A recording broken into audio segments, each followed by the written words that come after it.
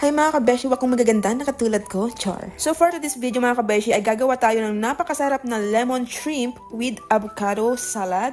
So bago ang lahat, iprito muna natin itong ating mga hipon. So let's go.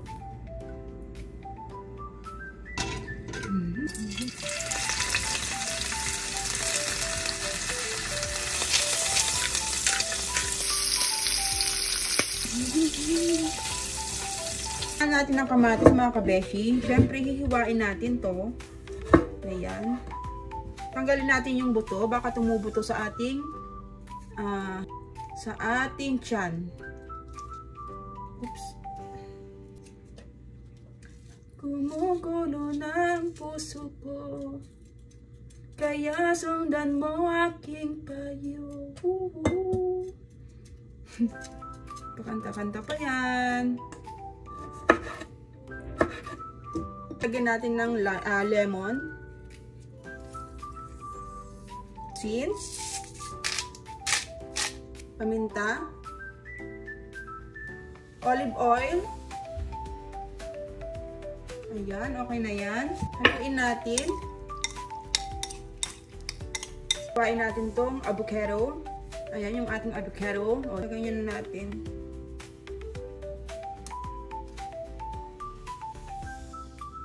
Yan lang yan.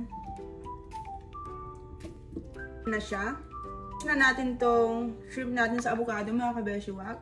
Yan. Haluin natin ng dahan-dahan. Kamatis. So, lagyan natin ng konting parsley. Pang garnish lang yan. Pwede rin cilantro.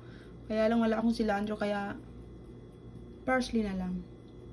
So, ano pang hinihintay nyo? So, ito na mga kabeshi, yung ating napakasarap at napakasimpleng recipe. Ito po yung tinatawag na lemon shrimp with avocado salad. O, diba? Ang bango! So, ano pang hinihintay nyo? Tikiman time! Uy, lumalangoy. Ayan siya.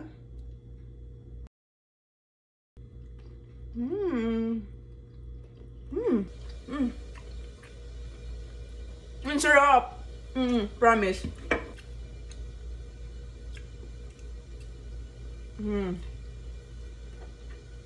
Ang sarap! Kapag matitikman nyo to, tsak na makakalimutan nyo naman ng mga sakit at hinagpis dyan sa puso nyo. Char, charot lang. So, kain!